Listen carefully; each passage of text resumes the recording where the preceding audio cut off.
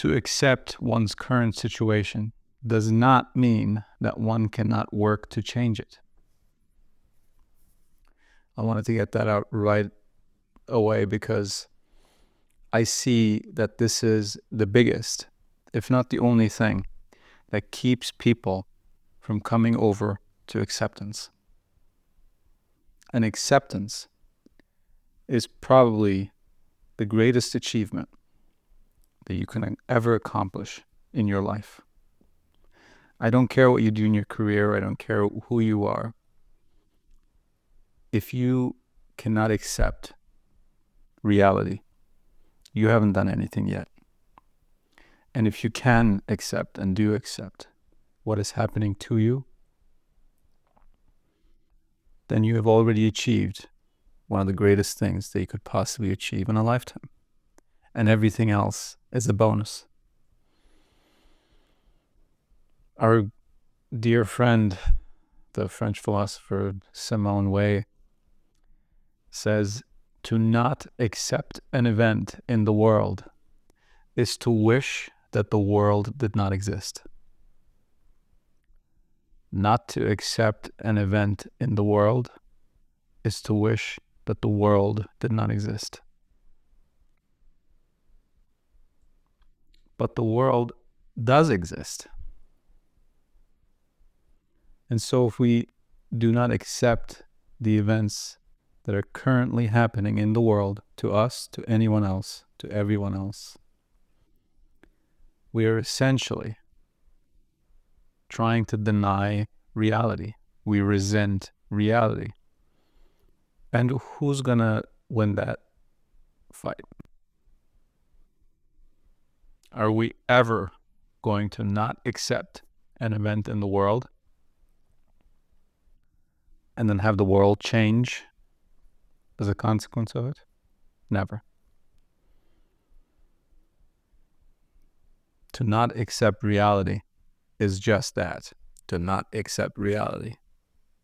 But reality must be accepted for the very fact that it is reality.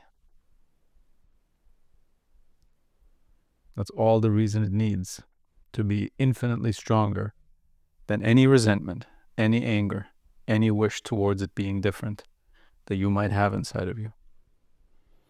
It's an impossible battle, and it's an utmost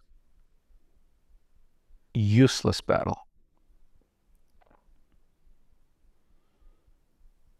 There's nothing to gain from it and everything to lose from it. And I mean lose in the true sense. Normally we don't talk like that. But this is the interior world. This is your beliefs and opinions and your resentments and your anger. This is losing. To not accept reality is a big loss, and it's the ultimate loss. And one might ask why we should even accept things. Why we can't just not accept it and deal with the consequences. It's exactly because of the fact that wishing for reality to not exist or to be a different way, which it's not going to be by the very fact that it already isn't that way, is the major and biggest and eternal source of your anger and resentment and hate and fear and anxiety.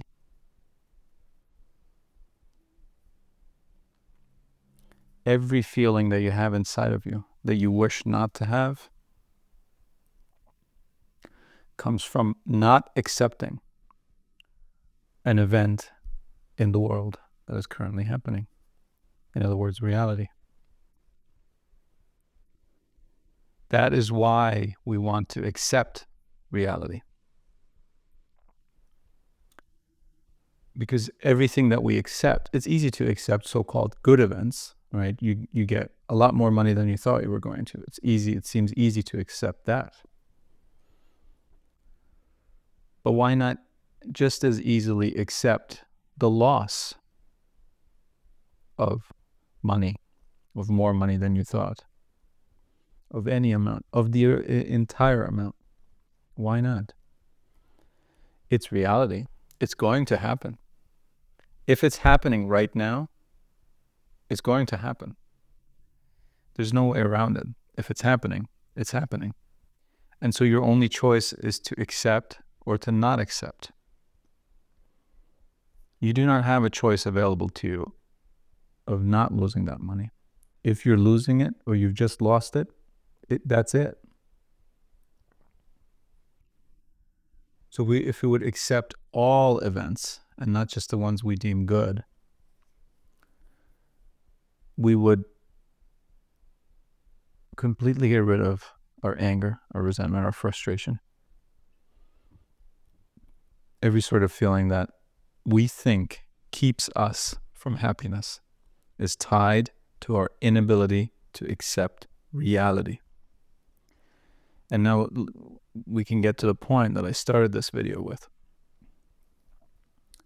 which is that accepting feels like giving up.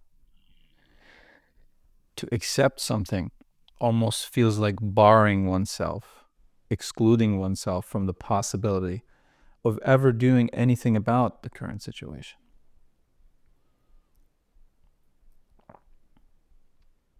Or in the process of losing money, we think if we don't accept this reality, we think we can stop it. If we get angry, we think that might give us the energy to do something about it. If we lash out and we show a lot of resentment and fury, we think that might be necessary to impress someone to sort of change their mind. But that's not the case. Everything that you can do with anger, you can do without anger. Everything that you can do with fear, you can do without fear. Everything that you can do without resentment, with resentment, you can do without resentment.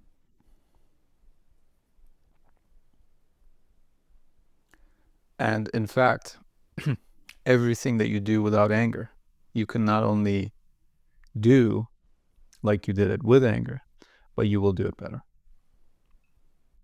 Because as Seneca points out, anger is temporary madness. Angry people act like they have some sort of a mental issue, some chemical imbalance in their minds that makes them act out in these irrational ways. That doesn't seem to confound to logic or even their own best interest. And that's how angry people act. Just look at any road rage incident. Does any of that make sense? That's where anger gets us. So how do we think that anger is going to do anything about that, about our current situation? How is anything going to get better? How are we going to, why would we ever need anger to do anything? And that's the point. We can accept reality. We can accept the simple fact that this thing is happening, whether we judge it good or bad. It's just about accepting the reality that it is happening. And once we accept all the anger and frustration, resentment, all the other things, fear, anxiety, will go away because we've accepted it. We're one with it. We're flowing in the same direction. We're not going against the current, a current which we can never ever withstand. We're going with it. So that's an ease. That's a tranquility that this gives you to then apply to the solution of the problem, whatever it may be. You can use that tranquility, that rational mind that is left to you when you don't let it get affected by anger and resentment and frustration, that much more rational mind, you can now go and apply to see, hey, okay, this is happening. What can I do about it? What's the best that I can do? Could you possibly hope to do better than the best that you can do? And with anger and frustration and resentment, you can never do the best that you can do. So acceptance will get rid of that. And all that space you can use to let your rational mind expand, to let your logic expand, to let your good sense expand into the situation. And there's no telling what kind of ideas and solutions you might come up with. And the thing is, you might not. There might not be anything to do about the situation. Or there might be, some part of a solution, and you'll go and do that. And that'll be the most that you can do. And again, at that point, acceptance is already forced on you.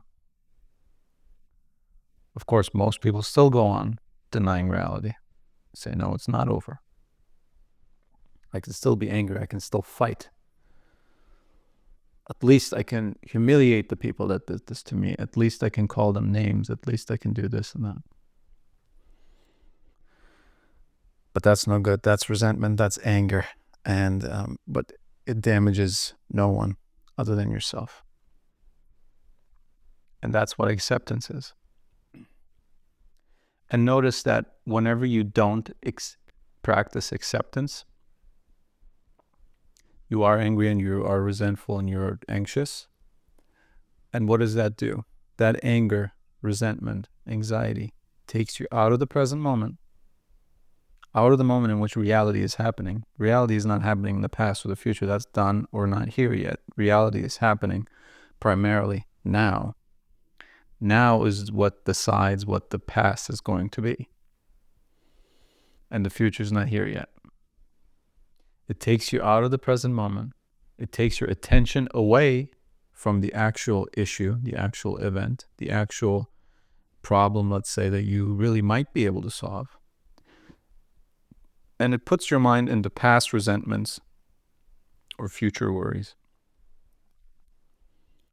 What if I don't figure this out? What if this really is happening? What if I can't deal with it? What if this person does this and this and this and this and that? And all that does is add to the situation. And you are your attention. Think about it. You are exactly there where your attention is. You can be in no place and in no time where your attention isn't. You can be in the past. You can live in the past if your attention is on the past. You can live in the now if your attention is in the now. And you can keep living in the future if your attention is in the future. And by the way, there's nothing wrong with, we talked about this before, there's nothing wrong with having your attention on the past or the future. Because, as I said before, it's quite enjoyable to go back to past pleasant memories or to things that you're excited about looking forward in the future. There's nothing wrong with that. What is wrong is if we're not in control of our attention, and we'll never be in full control of our attention. That's the whole point. When we see something catch our eyes, something that might be dangerous to us, that's something that's happening outside of our control. We're not deliberately putting our attention there. It's catching our eyes, literally, as the phrase says. And that's a good thing. That's a survival thing. But if we are not in control of our attention most of the time, then we're not in control of our own being most of the time. And we're not really living most of the time.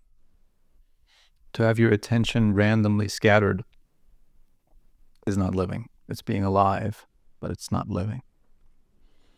This is why acceptance. Because it takes away all the things that push and pull your attention into the past, into the future, into some other place in the present moment that you don't want it to go to.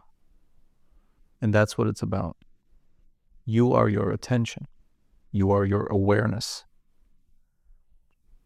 People who are physically in a room, but their attention is somewhere else, we call them unaware.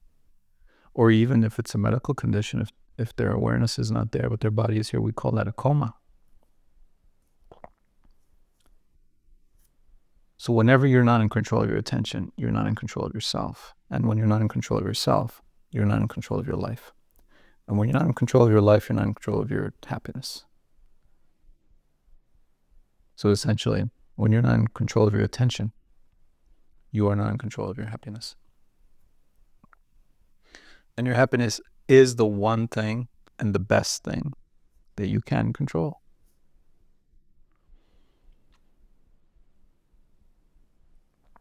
This is why acceptance. Acceptance is merely recognizing reality. And recognizing reality leads to the banishment of anger and resentment and all these things that we think keep us from happiness, but really it's us keeping us from happiness by not accepting. And acceptance is also freeing up all that space that anger and resentment and frustration used to take, and to give it back to us to do whatever we want with it. We can apply it to find a solution to the present event that is happening in the world, if that is a possibility. It depends on the situation. Or we can apply it to further acceptance. If there is nothing we can do about it, what's better than to accept it, to not add to the situation? We can apply it on whatever we want, meaning we're in control of it. And that's just what I wanted to talk about this week. I know we talked about this before in pieces, but I think it's good sometimes to repeat these things. And if you haven't read Simone Weil, I highly, highly recommend it. Both her books, Grace and Gravity, as well as Awaiting God, Waiting for God.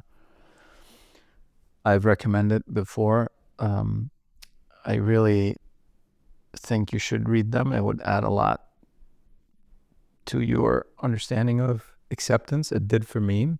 And you can always, whenever I recommend a book, I put it on the website. So you can always go to acceptingtheuniverse.com, go to my book recommendations, and you'll find it there. What you'll also find there is a weekly newsletter. Videos like this come from my writing, really. And my writing is in the newsletters. And it's sort of a written version of the videos, but much, much shorter. And I do think sometimes more effective, actually. And my writing is really just my journal entries on Seneca's Letters on Ethics, which is part of our book club like no other. If you want to join the book club is the newsletter. We read a letter from Seneca's Letters on Ethics each week. We journal about it. And I put my journal entry out on the newsletter for everyone to read. That's how you can read it, as you write yours, before or after you write yours. And that's just a way to do it together. It feels like we're doing it together to me that way. And what is also in the newsletter, other than my writing, is the newest video and my favorite quote of the week and the newest reading recommendations of that month. So I encourage you to sign up. You will never get anything other than this newsletter, and it's free.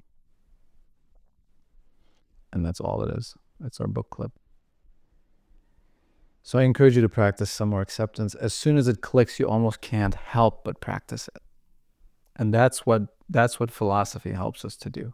It helps us understand the things that we thought were contradictions before, were paradoxes. But if I accept, I can never change the situation because I've accepted it. No, you can accept and change the situation. In fact, or try to change the situation, work on changing the situation if that's what you want. In fact, you can do it much more effectively. And that's true acceptance. And remember, to not accept an event in the world is to wish the world did not exist.